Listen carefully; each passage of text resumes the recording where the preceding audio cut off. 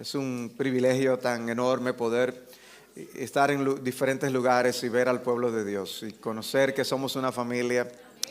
Vez tras vez vemos la prueba de que es el Espíritu que ha creado un nuevo pueblo en Cristo Jesús, y es una bendición saber que aquí hay hermanos que nos apoyan, que oran por nosotros de verdad, de corazón. Las palabras de aliento de ustedes no caen en terreno vacío, es algo que atesoramos y ciertamente vemos como un regalo de Dios el que podamos tener este tipo de comunión, relación. Ya sabemos que han recibido con muchísimo amor al pastor Marcos y ahora pues con nosotros. Tengo la bendición de poder estar con mi esposa aquí ante ustedes y de verdad hemos palpado el amor, el cariño y bueno, nos regresamos henchidos de esa bendición y vamos con reportes ciertamente de ánimo a nuestros hermanos allí en Santo Domingo. Así que tienen unos hermanos, una iglesia que les ama, que ora por ustedes y también una casa. No vengan todos al mismo tiempo, pero sería bueno poder ver a algunos de ustedes también por allá con nosotros. Vamos a tener un momento de oración, vamos a encomendarnos en las manos de Dios para abrir su palabra. Padre, qué bendición ciertamente es pertenecer a tu iglesia, a tu pueblo. Qué bendición es tener tu palabra en nuestras manos. Qué bendición es que tu Espíritu sea la unción que habita en cada uno de nosotros para instruirnos, iluminarnos, para que esa palabra sea provechosa. Abriremos tu palabra y te pedimos que esta cumpla el propósito para el cual la envías. Bendice, Señor, a cada una de las almas aquí presentes y glorifícate, exáltate en nuestras vidas y matrimonios. Que lo pedimos en el nombre de Jesús. Amén. Alguien dijo en una ocasión que la expresión nadie es perfecto viene a ser una cama de rosas para los hipócritas. Nadie es perfecto, yo puedo hacer lo que quiera, pero que al mismo tiempo nadie es perfecto es una cama de clavos para el sincero hijo de Dios, porque eso no nos hace sentir bien, el hecho de que lamentablemente hacemos cosas que no sean perfectas para Dios. Y la realidad es que mientras estamos en este paso por este mundo, nos dirigimos al lugar donde experimentaremos la bendición de la glorificación, la resurrección y la transformación que eso implicará, que ya no pecaremos más y andaremos en justicia y perfección delante de nuestro Dios. Eso de manera individual debe animarnos. Sin embargo, yo quiero aplicar eso desde el punto de vista matrimonial. El hecho de que no somos perfectos. Ningún matrimonio, yo no he conocido ningún matrimonio perfecto. Ni siquiera el matrimonio de Cristo con su iglesia, porque la iglesia no es perfecta. En ese sentido, queremos visualizar el matrimonio y el diseño de Dios para el matrimonio bajo esa perspectiva del hecho de que no somos perfectos. Y voy a utilizar un texto un tanto extraño para hablar de ese tema. No voy a exponer ese texto, pero lo voy a usar como trampolín para este tema de ver nuestros matrimonios a la luz de la imperfección en la que vivimos. Y es el texto que está en Lucas capítulo 20, versículos 27 en adelante. Lucas 20, 27.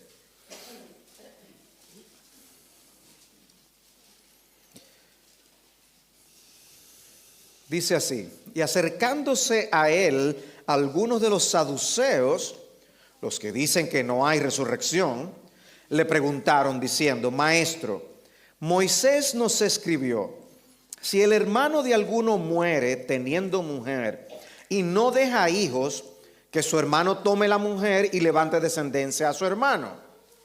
Eran pues 7 hermanos, y el primero tomó esposa y murió sin dejar hijos. Y el segundo y el tercero la tomaron, y de la misma manera también los 7, y murieron sin dejar hijos. Por último murió también la mujer. Por tanto, en la resurrección, ¿de cuál de ellos será mujer? Porque los 7 la tuvieron por mujer. Y Jesús les dijo: los hijos de este siglo se casan y son dados en matrimonio. Pero los que son tenidos por dignos de alcanzar aquel siglo y la resurrección de entre los muertos, ni se casan ni son dados en matrimonio, porque tampoco pueden ya morir, pues son como ángeles y son hijos de Dios, siendo hijos de la resurrección. ¿Están todos claros ya por qué tomé ese texto? Pero es una historia interesante, ¿no? En la que personas que no creían en la resurrección usan la figura de si ocurre un matrimonio de este tipo, donde todos estos hermanos se casan con la misma mujer, como de quién será al final. Pero al final Cristo les responde de una manera que nos saca de balance. Uno no espera una respuesta de este tipo de parte de Jesús. Cuánta sabiduría exhibía siempre que le hacían preguntas. Y aquí no deja de ser diferente. Dice: los hijos de este siglo se casan y son dados en matrimonio. Los hijos de este siglo. Y hace una comparación ya entre este siglo y el siglo venidero o la edad venidera. La historia del mundo dividida en esas dos etapas. Este siglo y el próximo siglo. Este siglo, la vida como nosotros la conocemos. La próxima era, después que Cristo vuelva, cómo serán las cosas. Luego de la resurrección. Luego de nuestra glorificación. Y entonces aclara: pero los que son tenidos por dignos de alcanzar aquel siglo y la resurrección, porque no todos llegan, ni se casan, ni son dados en matrimonio. O sea, nosotros creemos que el matrimonio es algo glorioso. Amén, amén. Como 10 dijeron eso. No sé cómo están los otros. Pero sin embargo, cuando la Biblia habla de la gloria, dice: no nos casaremos. No va a ser así. En la gloria no va a ser así. Y uno, caramba. Es que aquello será algo completamente diferente. Y dice: no, allí no se casarán ni se darán en matrimonio, porque ya tampoco pueden morir, son como ángeles. Y son hijos de Dios, siendo hijos de la resurrección.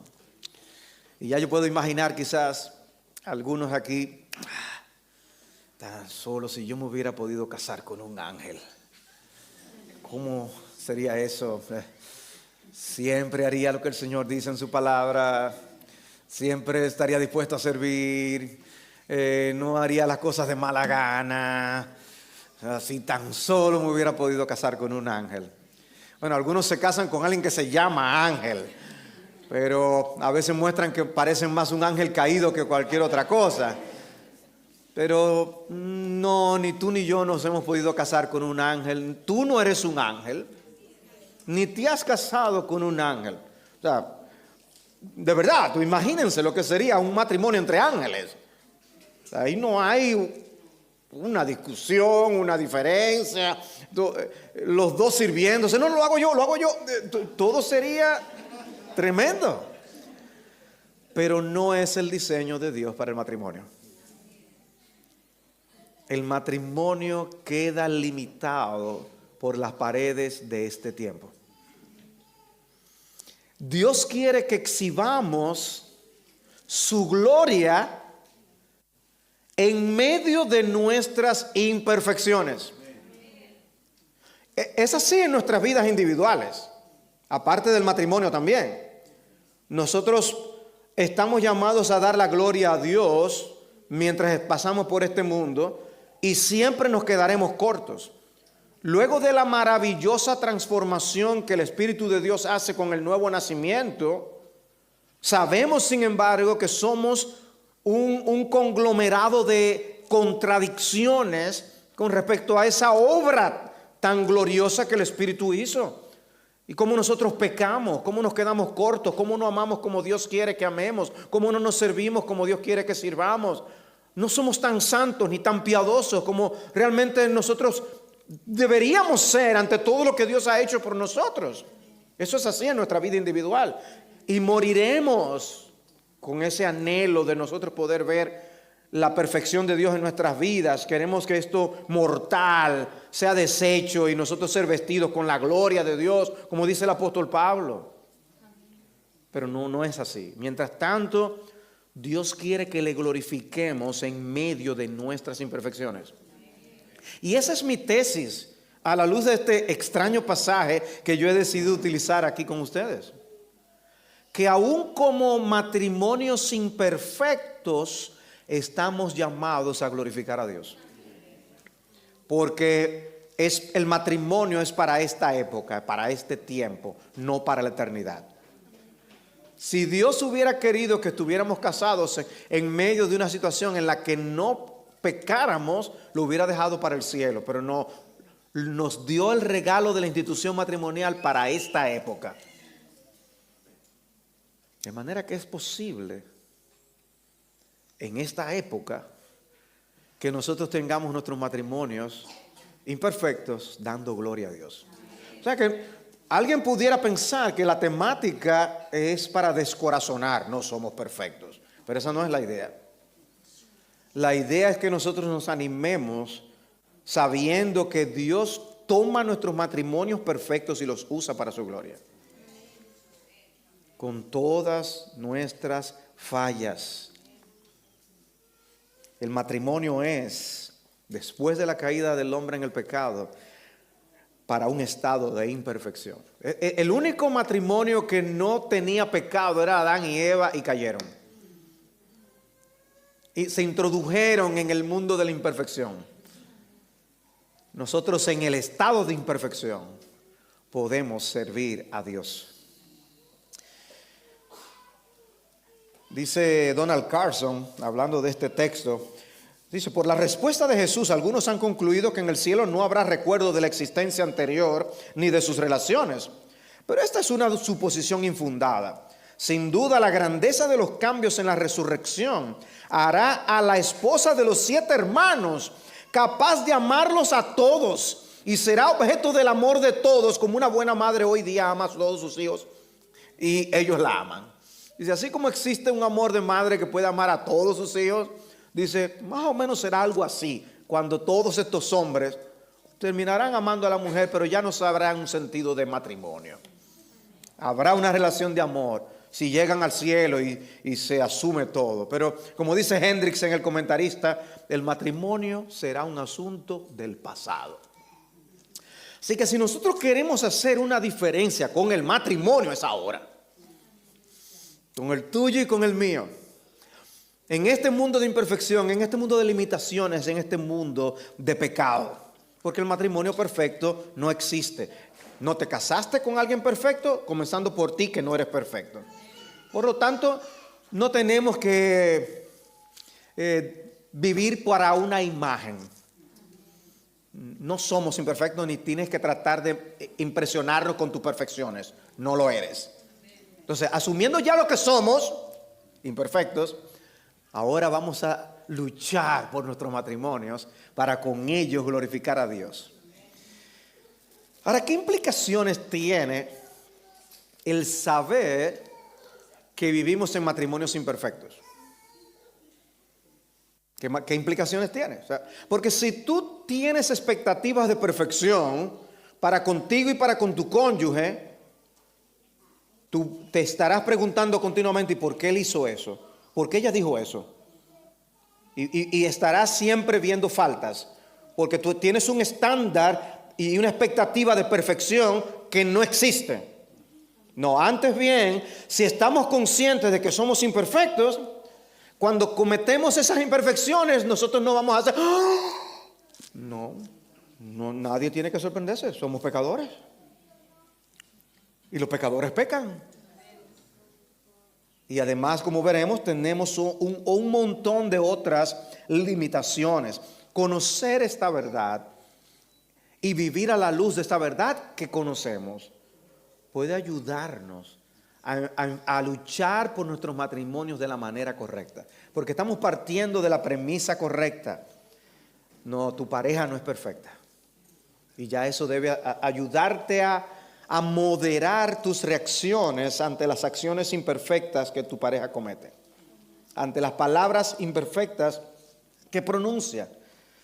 Para que nosotros podamos dar gloria a Dios, no necesitamos ser perfectos. Cuando estemos en la gloria perfecta, daremos gloria a Dios. Pero el llamado de Dios de que nosotros, sea que comamos o bebamos, lo hagamos todo para la gloria de Dios, no es para cuando estemos en el cielo, sino para ahora. O sea que es posible en medio de nuestras vidas imperfectas dar gloria a Dios. Premisa entonces, esta premisa, partimos de esta premisa y llegamos a la conclusión, entonces nuestros matrimonios imperfectos también pueden dar gloria a Dios. Yo quiero que tú seas animado hoy a que con tu matrimonio, pastores que usted no sabe, con el tuyo, sí, no con el matrimonio del vecino, con el tuyo. Yo quiero que tú seas animado a glorificar a Dios en tu matrimonio.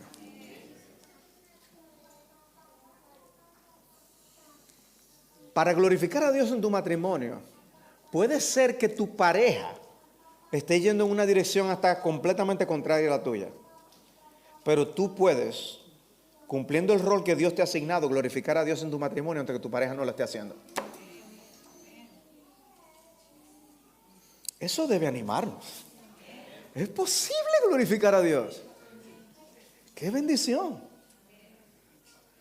Así que permítame entonces responder la pregunta, ¿por qué decimos que nuestros matrimonios son imperfectos?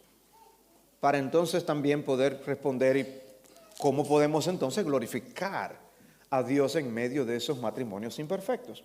Lo primero que quiero mostrarles son limitaciones generales que nosotros tenemos como seres humanos. Nadie se ha casado con un ángel aquí, como yo les decía. Todos somos criaturas con limitaciones. Y hay limitaciones que son intrínsecas a la naturaleza humana. Te casaste con una mujer, te casaste con un hombre. Ya eso implica que hay debilidades, hay limitaciones. No somos ángeles, somos simples hombres. Y Dios nos hizo con limitaciones. Él nos hizo así. Es importante que lo sepamos. Porque a veces los problemas en los matrimonios surgen porque hay expectativas que van más allá del diseño que Dios ha tenido para con nosotros como hombres y mujeres. Podemos ser más exigentes con los demás de lo que somos con nosotros mismos. Si tú sabes que tú eres imperfecto, si tú sabes que tú cometes muchas faltas, eso debe hacernos más tolerantes para con los demás, especialmente con tu cónyuge. Porque tú no eres la perfección. Si hay alguien que puede demandar y exigir por su perfección en su matrimonio, es Cristo, a su iglesia. Él es el único perfecto. Pero nuestros matrimonios no son así. No son así.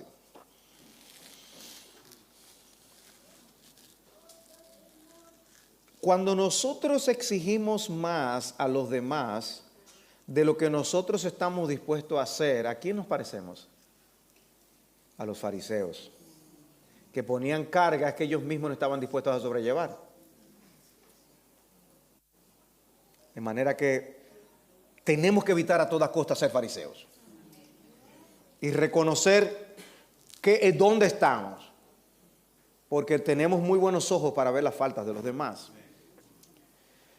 Por ejemplo, nosotros no somos capaces de estar en dos lugares al mismo tiempo, en el espacio. Ya eso es una limitación. A veces uno quisiera poder estar en varios lugares al mismo tiempo, pero la realidad es que no podemos. Una esposa puede estar sobrecargada de cosas y el marido no llega a la casa. Está trabajando. Bueno, quizás, si está en Santo Domingo, el problema del tránsito quizás haga que no llegue muy temprano. El tránsito es terrible en Santo Domingo. Me imagino que ustedes lo deben haber escuchado de alguna manera. Quizás a través de Julio, no sé. Pero, si no, yo les explico cómo es. Pero quizás la mujer está en una casa esperando por minutos que él llegue para que le ayude con los hijos o los quehaceres, no sé. Y no llega, pero ya ella empieza a impacientarse y a molestarse. Pero es que tienes que tener paciencia, porque él va a llegar, pero cuando puede llegar. Y si tiene que cumplir con un compromiso después del trabajo, de ir a algún lugar, cumplir con otro compromiso por alguna razón, eso puede complicar las cosas. El entendimiento de la esposa de que él solo puede estar en un lugar va a moderar su reacción cuando él llegue, porque puedes esperarlo así.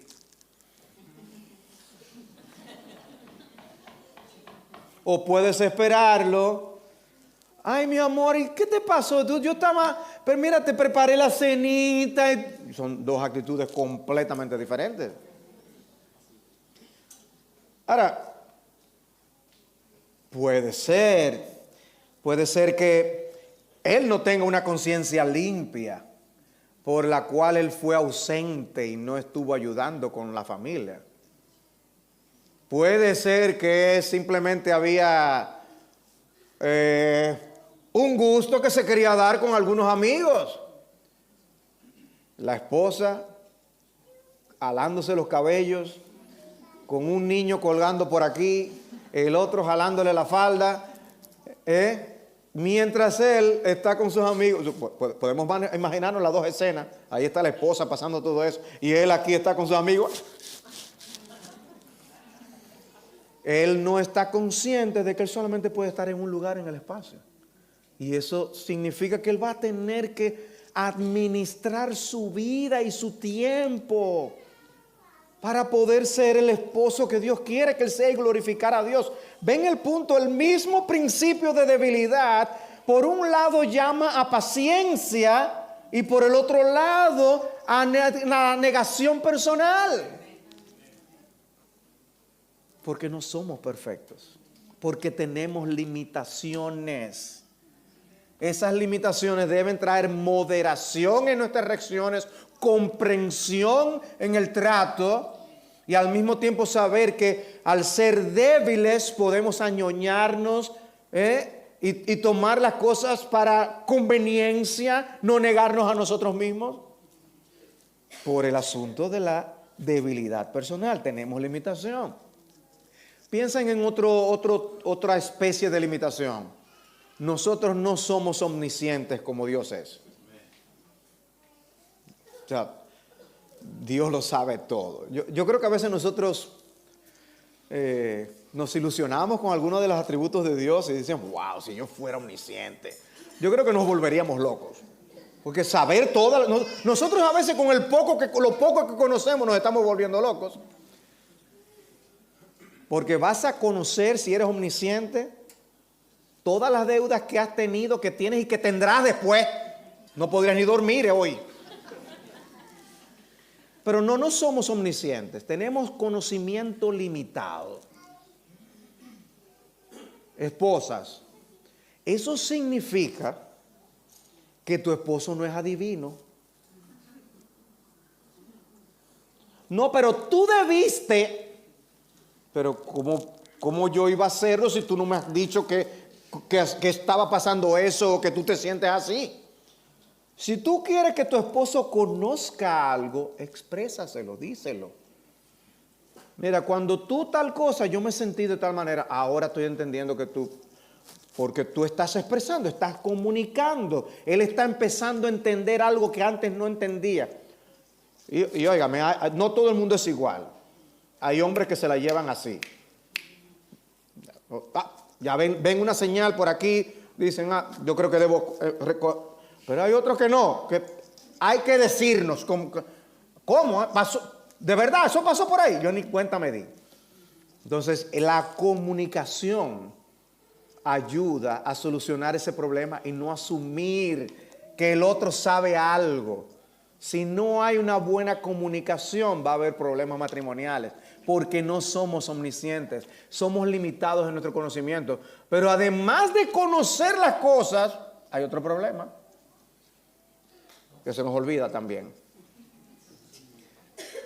Llegamos a saber algo y de repente otra cosa nos distrae si nos olvida algo que ya conocíamos. O hay algo que simplemente una información que en el disco duro se borró. Sobre todo si vamos avanzando en edad. Y no todo el mundo tiene la misma memoria. Entonces es bueno conocer esas debilidades. Tú debiste estar consciente de eso. Lo que pasa es que a ti no te importa mi salud. Espera, ¿cómo? Ya ella empieza a llegar a conclusiones. Por esto y esto y esto, suma, y el tentador aprovecha la ocasión. Son dos personas imperfectas con debilidades que tienen que aprender a glorificar a Dios en medio de esa realidad de que no lo sabemos todo. ¿Saben qué más implica el hecho de que no lo sabemos todo? Implica que hay muchas ocasiones en las que tendremos que buscar consejo. Porque no lo sabemos todo. O sea, si no la supiéramos toda, entonces no tendríamos que estar buscando ayuda, ¿verdad que sí? Pero Dios nos hizo tan dependientes que muchas veces necesitamos ayuda. Y eso incluye esa limitación de conocimiento que tenemos. Y cuando estamos dilucidando algunas cosas, puede ser de finanzas, puede ser de sexualidad, puede ser de comunicación, puede ser de lo que sea. Donde hay ocasiones que lo que corresponde es, ante esas limitaciones, ser humildes y buscar consejo. Una de las problemáticas principales de los hombres nuestros es que nosotros no queremos buscar consejo porque eso nos expone. Entonces se van a dar cuenta que yo me he quedado corto en esa área. Se van a dar cuenta de que yo manejo mal mis finanzas. Yo no quiero hablar con nadie de eso. Yo prefiero seguir hundiendo mi familia financieramente hablando antes que humillarme y buscar ayuda. Y por orgullo, a veces afecto a mis hijos y el resto de la familia por no buscar consejo. Somos imperfectos. Yo creo que aquí nadie va a discutir eso. Con lo que peleamos es con las implicaciones de esas imperfecciones. Cuando no queremos actuar a la luz de que somos imperfectos. De lo que eso implica. Obviamente, hay muchas cosas que, como les decía, se va a llamar a un entendimiento, a una comprensión, a una paciencia con el otro, precisamente porque es imperfecto, porque se le olvidarán las cosas. O sea, tratemos de que no se nos olvide el aniversario. Si por alguna razón se olvidó de tu cumpleaños, no fue que se acabó el mundo, ¿eh? Porque podemos actuar como si se hubiera acabado el mundo ya. Quizás fue un día que pasaron varias cosas al mismo tiempo que hicieron que la persona perdiera el control, se deprimiera, se desconectara del mundo, quién sabe. Pero si entendemos que somos débiles y que eso puede pasar, nuestras reacciones serán más moderadas. Porque podemos destruir al otro sencillamente por una sensibilidad. Y no debe ser.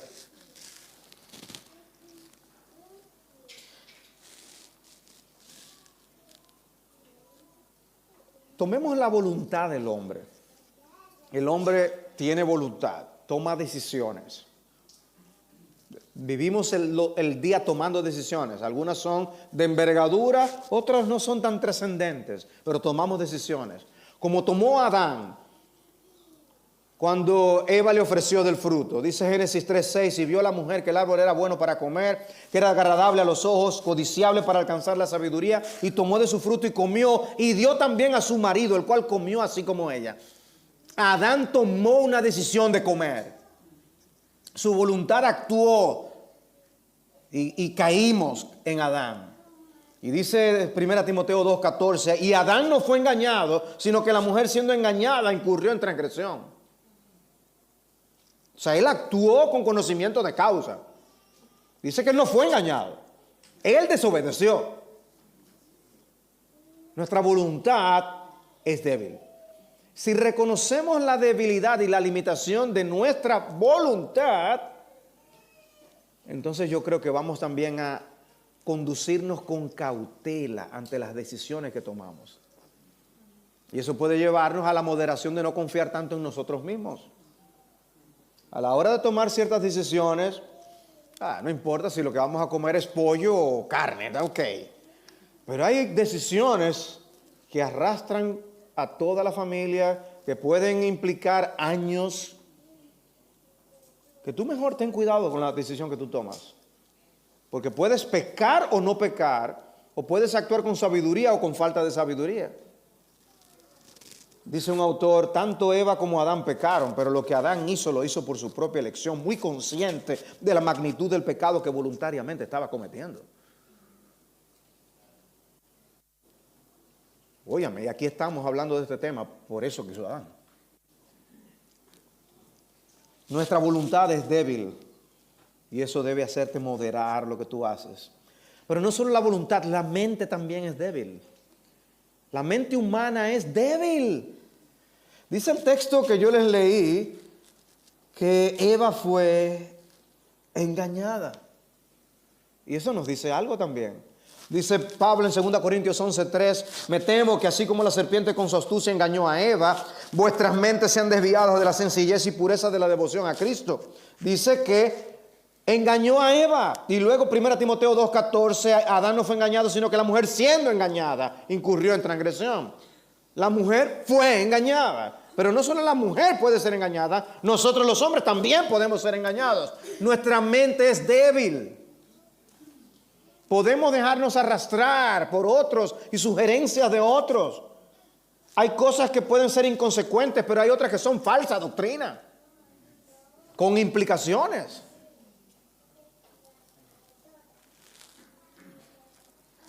Sin embargo, tenemos esa limitación, pero a veces somos duros con nuestras decisiones, con la forma en que vemos nuestras opiniones. A veces vemos nuestras opiniones como si fueran palabra de Dios. O sea, somos o podemos ser objeto del engaño fácilmente. Y sin embargo, a veces nos aferramos a nuestras opiniones con una fortaleza, con una dureza y una firmeza que nos da miedo. Nos da miedo.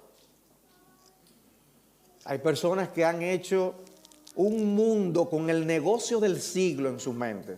La esposa le dice, no te vayas por ahí, no te vayas por ahí, no metas todos los huevos en una sola canasta. No, mira, eso es seguro, mira, como 2 más 2 son 4. Paquete. Y la mujer mordiéndose la boca para no decir, te lo dije.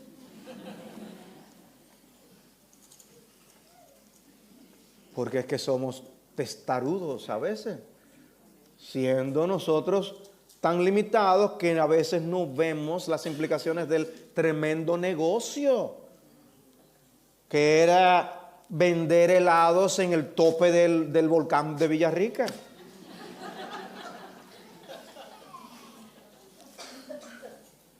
No, amados hermanos, somos débiles, tenemos limitaciones. Una de las palabras que la Biblia usa para referirse al hombre es carne. somos carne. Por otro lado dice que somos polvo. No es como una manera como para enorgullecer, ¿no? ¿Verdad?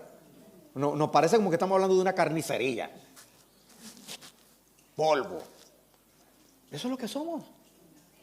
Dice Jeremías 17:5, maldito el varón que confía en el hombre y pone carne por su brazo y su corazón se aparta de Jehová. Confiamos en nosotros mismos, confiamos en nuestra inteligencia, cuando somos capaces de estropear las cosas. Segundo de Crónicas 32:7, esforzaos y animaos, no temáis, ni tengáis miedo del rey de Asiria, ni de toda la multitud que con él viene, porque más hay con nosotros que con él.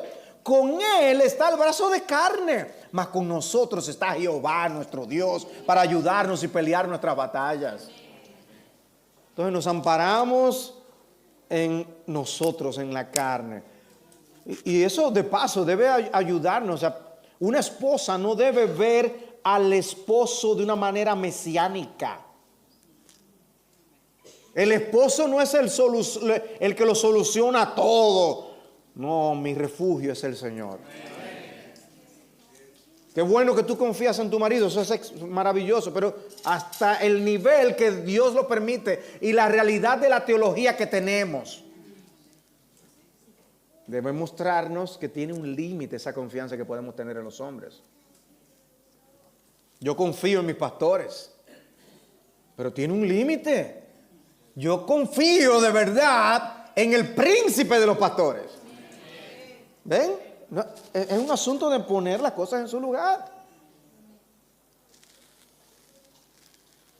Y hay muchos versículos que no tengo el tiempo para hoy abundar en ellos, pero la Biblia tiene tantos textos para tratar de movernos, de confiar en nosotros mismos por toda nuestra debilidad y movernos a confiar en el Señor.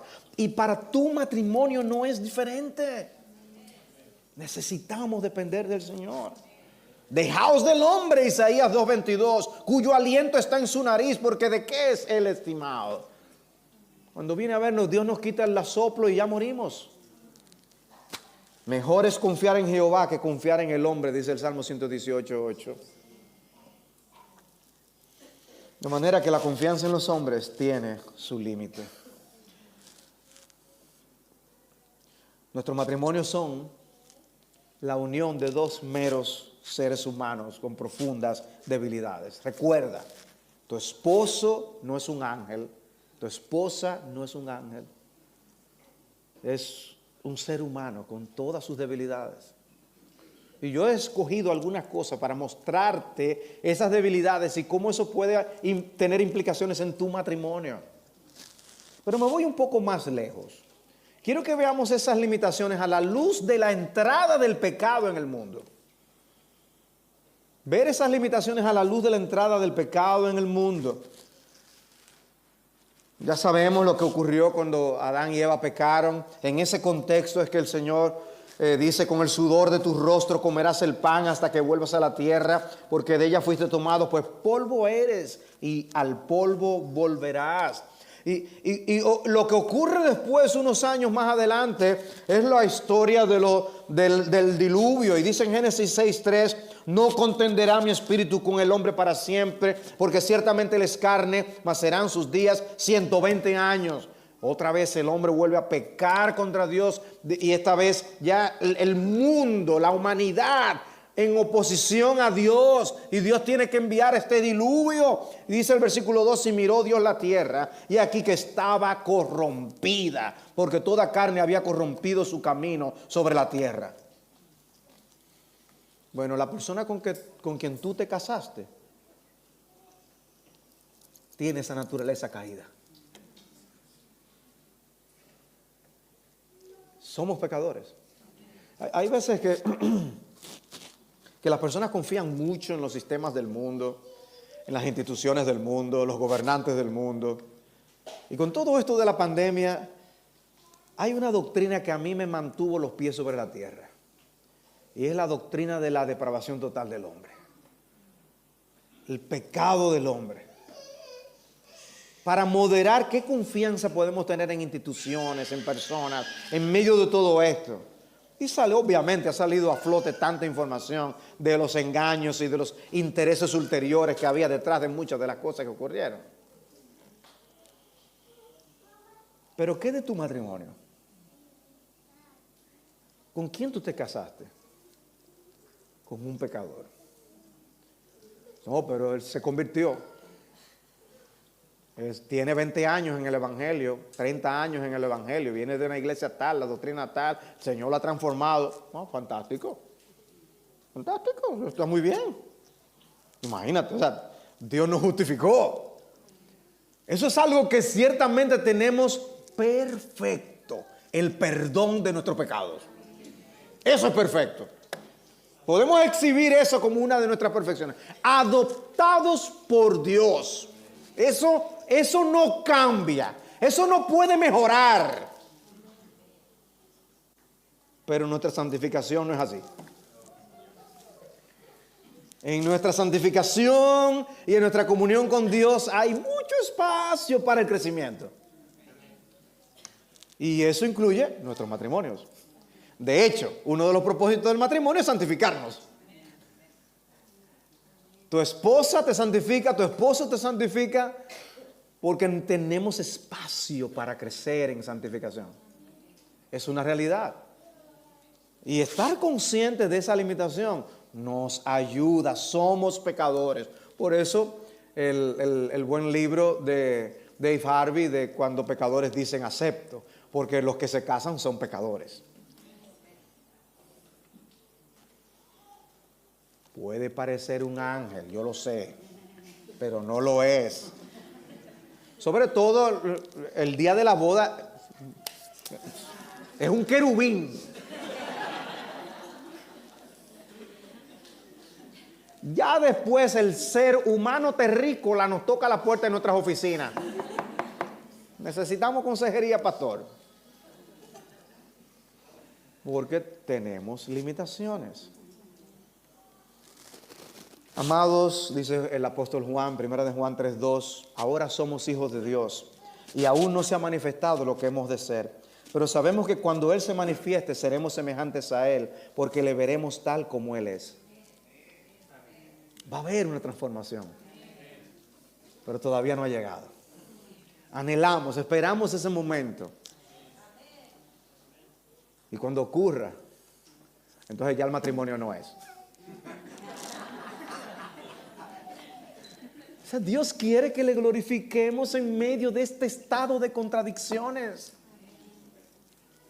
Porque en la dinámica del matrimonio podemos exhibir esa relación en donde el pecador comete el pecado, es comprendido por el otro pecador, pide perdón porque él entiende que eso no estuvo bien, entiende que es correcto que pida perdón, el otro entiende que lo correcto es perdonar. Hay una dinámica allí que personifica, pone carne y hueso al evangelio. Se exhibe el evangelio en ese matrimonio viviendo de esa forma.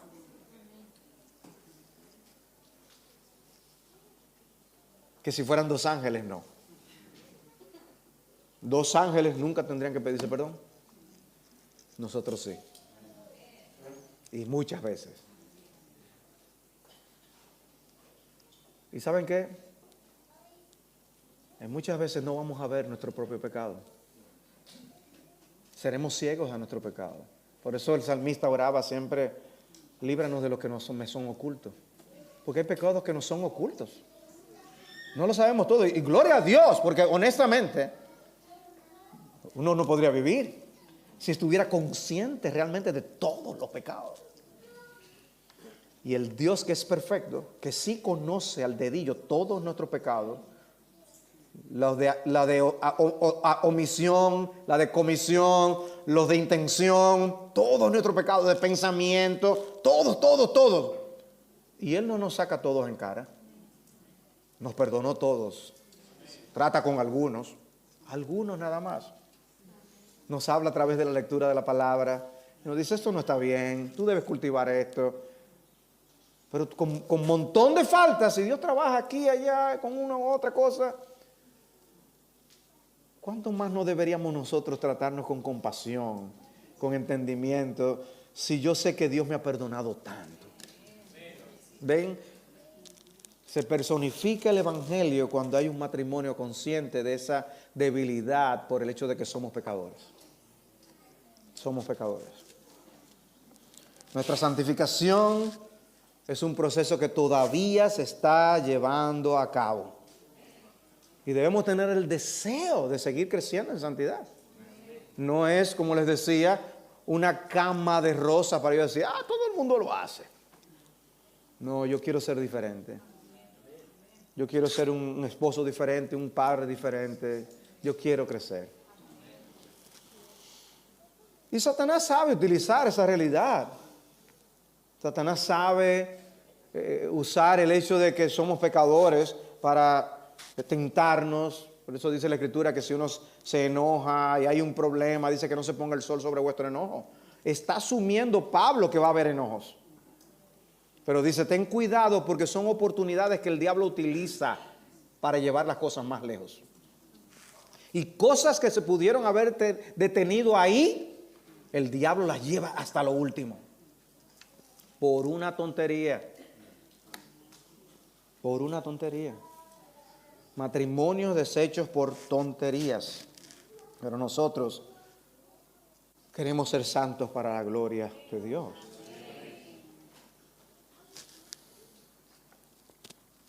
Todos, mirando a cara descubierta como un espejo la gloria del Señor, somos transformados de gloria en gloria en la misma imagen como por el Espíritu del Señor.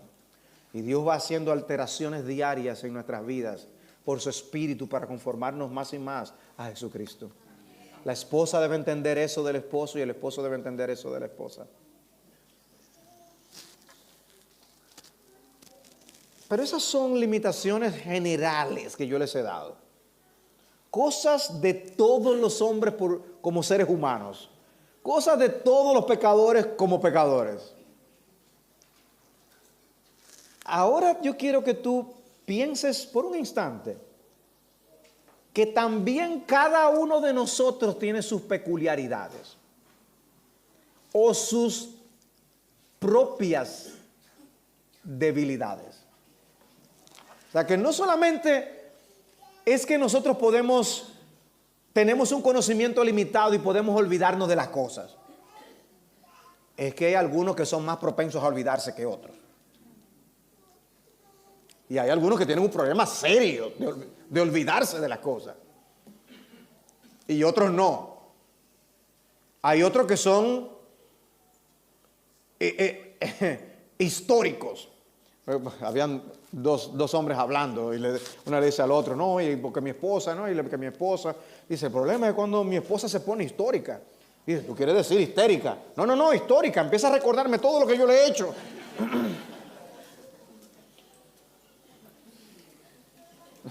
Uno que se olvida de todo, de las cosas, y otra que no se olvida de nada, que lo recuerda todo. Entonces, hay veces que esa peculiaridad del hombre con el que tú estás casado, la mujer con la que estás casada, afectan. Y hay que aprender a lidiar con eso. Dice, pero es que tú no eres como fulano, el esposo de fulana. No, porque no fue con ese otro que tú te casaste. Fue con este. Y tú tienes que aprender a convivir con ese que Dios te dio, con esa que Dios te dio. Debe ser un hombre fiel con esa mujer, debe ser una mujer fiel con ese hombre. Agradar a Dios con ese. Las comparaciones no te van a salvar. Lo único que pueden traer es descontento. Por lo tanto, conoce bien con quién te casas. Por eso uno tiene que advertir a los que se van a casar antes de que lo hagan. Pero es que tú no estás viendo cómo es. Uno quisiera, mira bien. Porque uno sabe después, pastor, y vienen a pedir consejo. Y hay que atenderlos y ayudarles, pero uno también quisiera decirles, te lo dije. Pero ya estamos casados. ¿Qué vamos a hacer? Hay cualidades que no tienen, que simplemente hay ajustes que hay que hacer. Si a ella le gusta el chocolate o no le gusta el chocolate, si ella es grande, si es chiquita, si él es fuerte, si es débil. Eso, hay cosas con las que uno tiene que aprender a lidiar, son diferencias. Pero hay a veces que son aspectos de carácter.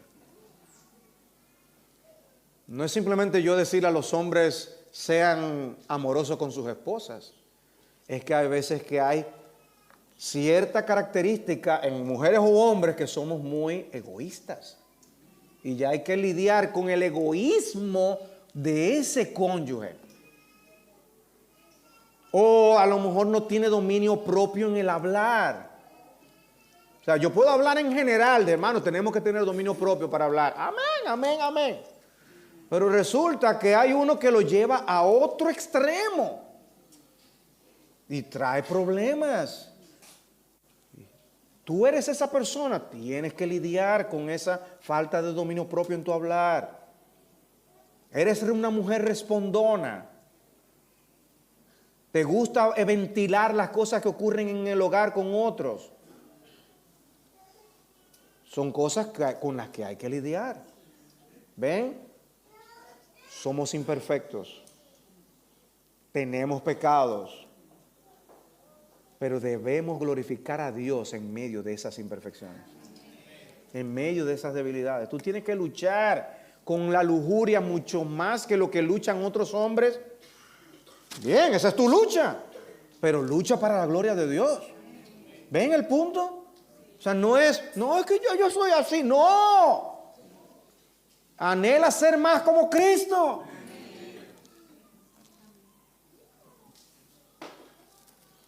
Hay trabajo que hacer, sin duda, ¿no? Interesante, dice Pablo en Efesios 5:22, las casadas estén sujetas a sus propios maridos como al Señor. Amén, amén. Por lo menos hay una mujer aquí que...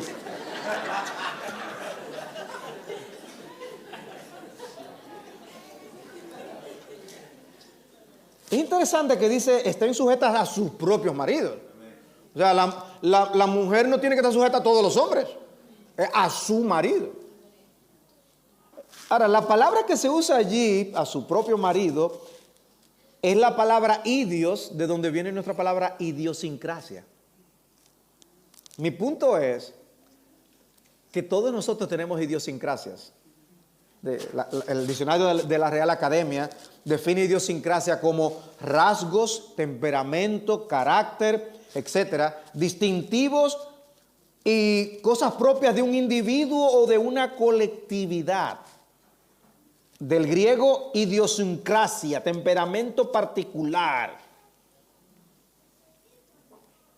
Uso eso para mostrar que cada uno es a su propio marido. Él es así, el suyo, diferente a aquel. Cada uno de nosotros tiene su idiosincrasia, sus rasgos de carácter, su temperamento, sus distintivos. Pero con esos rasgos, con ese temperamento, con esos distintivos, debemos glorificar a Dios. Y puedes glorificar a Dios con la ayuda del Espíritu Santo. O sea, cuando yo vine aquí, comencé diciéndote, tú eres imperfecto y tú tienes un matrimonio imperfecto. No es para que ahora nos vayamos arrastrando los pies, sino animados del plan maravilloso de Dios que permite que hombres débiles se apoyen en su fuerza y pecadores se amparen en su gracia para representar el evangelio en sus matrimonios.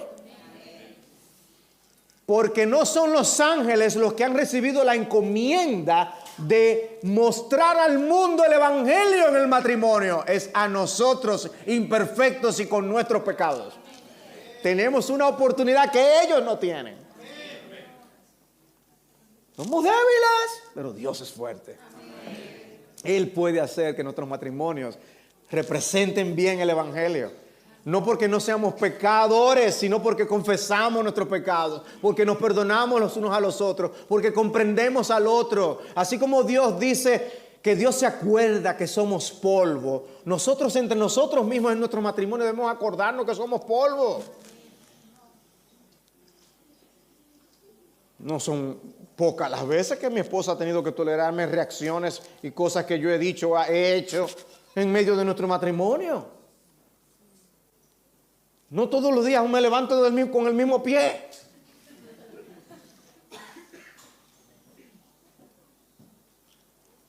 Y podemos comprender, algo te cayó mal. Y ese día le cortaste los ojos a tu esposo.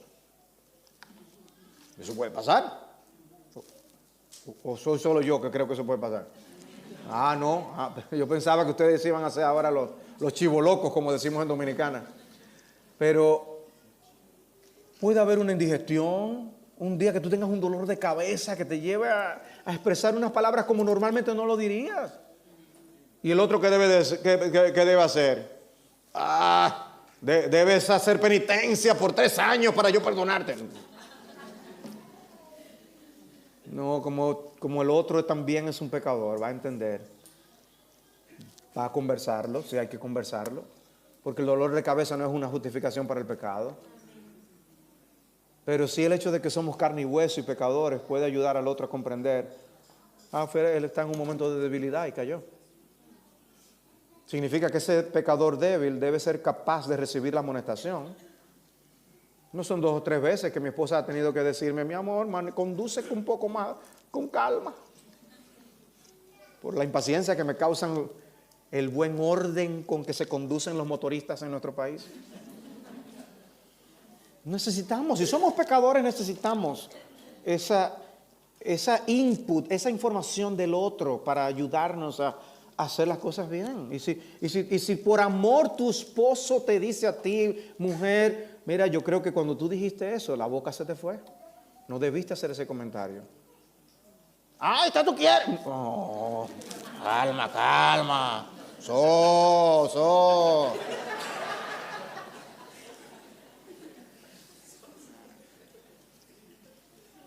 Sí, no les llama la atención que la Biblia tenga que decirnos que no seamos como los mulos sin entendimiento. A veces necesitamos esa reprensión. Y nosotros necesitamos aceptarla, recibirla correctamente, porque Dios está usando al otro para santificarnos. Y las cosas las hacemos en su presencia porque vivimos con esa persona. Y está viendo cómo somos y cómo reaccionamos para nuestra santificación. Para a la postre darle gloria a Dios.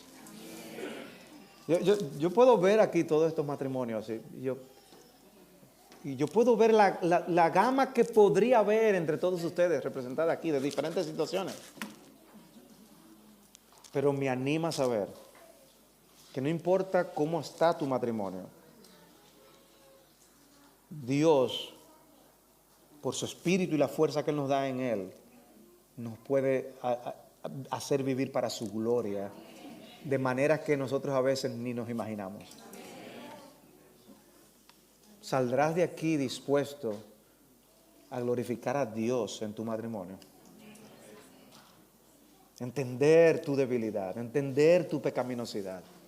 Y que en medio de esa situación Dios puede hacer algo maravilloso. Por eso ese pensamiento de los puritanos de cómo Dios puede trazar líneas rectas con palos torcidos, anima mi corazón.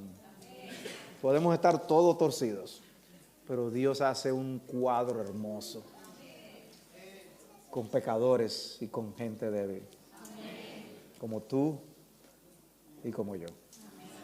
Oramos. Padre, te damos la gloria, la honra, el honor, la alabanza por el plan tan maravilloso de salvación que te has trazado desde antes de la fundación del mundo. Y te pedimos perdón por nuestros pecados, porque son muchos aún en el contexto mismo del matrimonio, pero Señor, mayor es tu gracia. Y tú nos has perdonado y nos sigues perdonando en Cristo, limpiando de nuestras maldades. Dios, Señor, ayúdanos a tomar nuevas determinaciones. Ayúdanos a mantenernos siempre renovándonos en ti para representarte correctamente en este mundo. Glorificarte para que los hombres, viendo nuestras buenas obras, te exalten y te glorifiquen. Gracias por esta oportunidad que nos has dado para estudiar estas cosas juntos. Sigue bendiciéndonos, Señor. Esperamos en ti estos resultados, porque por nosotros mismos es imposible. En Cristo te rogamos, haz esto para tu gloria. Amén.